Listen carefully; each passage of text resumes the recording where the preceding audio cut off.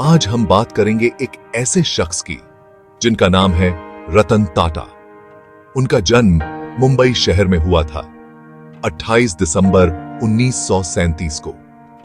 रतन टाटा टाटा परिवार का हिस्सा थे, जो भारत के विकास में बहुत बड़ा योगदान रखता है। टाटा परिवार अपने काम, नई सोच और भारत के प्रति समर्पण के लिए जाना जाता है। लेकिन रतन जी का बचपन आसान नहीं था। छोटी उम्र में ही उनके माता पिता नवल टाटा और सूनी कमिसेरियट का तलाक हो गया। उन्होंने अपनी दादी नवाजबाई टाटा के साथ एक प्यारा घर पाया। उनकी दादी ने उन्हें अच्छे संस्कार और समाज के प्रति जिम्मेदारी की भावना सिखाई। रतन जी अपने भाई नोएल टाटा के साथ बड़े हुए। मुश्किल समय में भी दोनों भाइयों ने अपनी विरासत में एक साथ रहने का सुख पाया। उनकी दादी ने उनकी पढ़ाई का पूरा ध्यान रखा, पहले मुंबई में और फिर शिमला की वादियों में। यही वो समय था जब रतन जी के व्यक्तित्व का निर्माण हुआ। कड़ी मेहनत, दृढ़ता और दूसरों के प्रति संवेदना की भावना उनमें रच बस गई। ये वो गुण थे जिन्होंने बाद में उनके नेतृत्व को परिभाषित किया और टाटा ग्रुप पर एक अमिट छाप छोड़ी। रतन जी की शिक्षा सिर्फ प्रतिष्ठित स्कूलों तक ही सीमित नहीं रही। ज्ञान की प्यास उन्हें दूर देश ले गई। अमेरिका के कॉर्नेल यूनिवर्सिटी, यहां उन्होंने वास्तुकला की पढ़ाई की, जो उनकी कलात्मक दृष्टि और संरचनाओं के प्रति रुचि को दर्शाता है। लेकिन रतन जी सिर्फ एक ही विषय में सीमित नहीं रहना चाहते थे। उन्होंने आगे जाकर स्ट्रक्चरल इंजीनियरिंग की पढ़ाई भी की, जिससे उनके विश्लेषणात्मक और समस्या समाधान कौशल और भी निखर गए। उनकी शिक्षा सिर्फ ज्ञान हासिल करने तक ही सीमित नहीं थी, बल्कि एक व्यापक दृष्टिकोण विकसित करने के बारे में थी, जो रचनात्मकता और टेक्नोलॉजी विशेषज्ञता का सम्मिश्रण थी। व्यावसायिक क्षमता के महत्व को समझते हुए रतन जी ने हार्वर्ड बिजनेस स्कूल से प्रबंधन में उच्च शिक्षा प्राप्त की। इस अनुभव ने उन्हें कॉर्पोरेट दुनिया की जटिलताओं से निपटने के लिए जरूरी तरीके सिखाए। एक शानदार शिक्षा और अपने परिवार की विरासत में योगदान देने की तीव्र इच्छा के साथ रतन टाटा भारत वापस आ गए।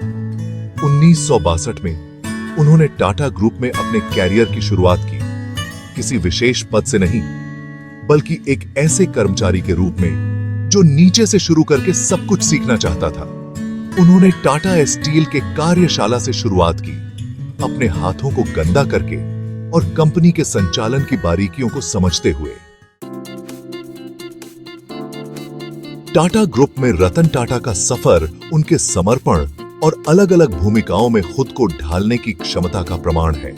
उन्होंने टाटा स्टील और टाटा मोटर्स में काम करके बहुमूल्य अनुभव प्राप्त किया।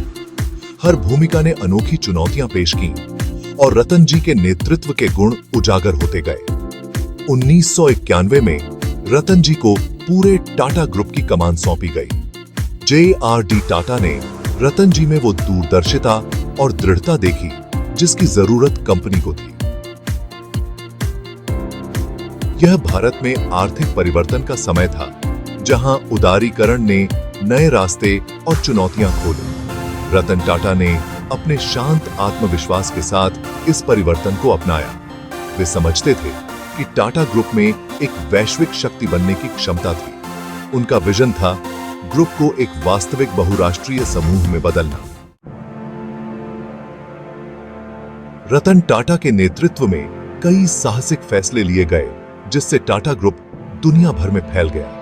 उन्होंने समझा कि 21वीं सदी में टिके रहने के लिए ग्रुप को भारत से बाहर भी अपने पैर पसारने होंगे और ऐसी कंपनियों को खरीदना होगा जो इसके विकास को बढ़ावा दे सकें। उनके सबसे महत्वपूर्ण कदमों में से एक था साल 2000 में टेटली टी का अधिग्रहण। इस साहसिक कदम ने एक प्रिय ब्रिटिश ब्रांड को टाटा के छत्र तले ला दिया, जिससे दुनिया को यह संकेत मिला कि टाटा ग्रुप वैश्विक बाजार में एक मजबूत खिलाड़ी है। इस अधिग्रहण के बाद कई और रणनीतिक खरीदारियां की गईं, जिनमें से हर एक को ध्यान से चुना गया ताकि प्रमुख क्षेत्रों में ग्रुप की मौजूदगी मजबूत हो सके।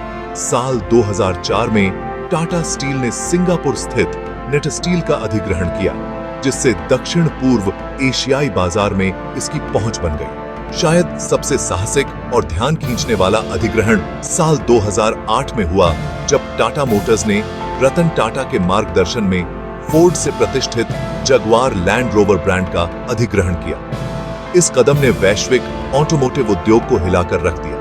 ऐसे समय में जब दुनिया आर्थिक मंदी से जूझ रही थी, टाटा मोटर्स ने रतन टाटा के अटूट विश्वास के नेतृत्व में इन लग्जरी ब्रांडों की स्थायी अपील पर दांव लगाया। ये अधिग्रहण सिर्फ विस्तार के बारे में नहीं थे, ये ऐसे ब्रांड और प्रौद्योगिकियों को हासिल करने के बारे में थे जो गुणवत्ता, नवाचार और सामाजिक जिम्मेदारी के टाटा ग्रुप के मूल्यों के साथ मेल खाते थे।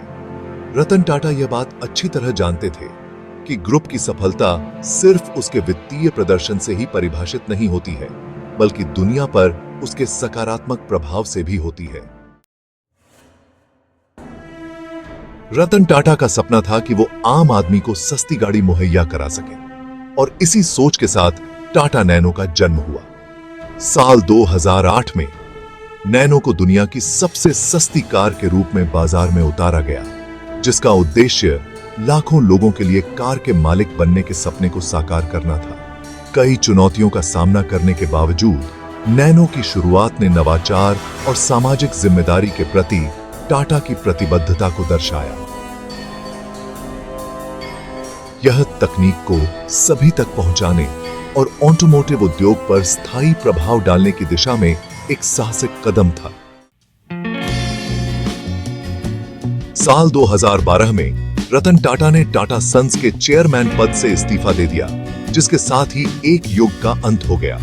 हालांकि उनकी सेवानिवृत्ति ज्यादा समय तक नहीं रही। साल 2016 में अपने उत्तराधिकारी के अचानक चले जाने के बाद वे अंतरिम चेयरमैन के रूप में वापस आए। उनकी वापसी ग्रुप के प्रति उनके अटूट समर्पण और मुश्किल समय में कंपनी का मार्गदर्शन करने की उनकी क्षमता का प्रमाण थी।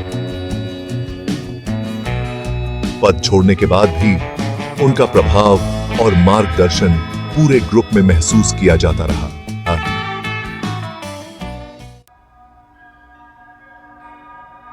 व्यवसाय से हटकर रतन टाटा हमेशा से ही परोपकार के लिए समर्पित रहे हैं। उनके नेतृत्व में टाटा ट्रस्ट ने शिक्षा, स्वास्थ्य सेवा, ग्रामीण विकास और अन्य क्षेत्रों में महत्वपूर्ण भूमिका निभाई है।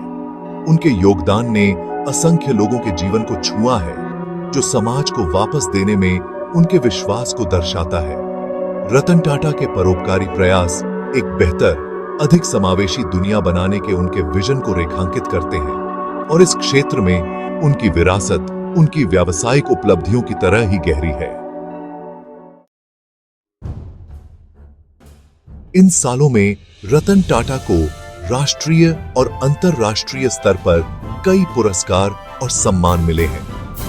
पद्म भूषण और पद्म विभूषण से लेकर प्रतिष्ठित विश्वविद्यालयों से मानद डॉक्टरेट तक उनके योगदान को व्यापक रूप से पहचान मिली है। लेकिन पुरस्कारों से हटकर उनका स्थायी प्रभाव उनके दूरदर्शी नेतृत्व, नैतिक मूल्यों और नवाचार के प्रति प्रतिबद्धता में है।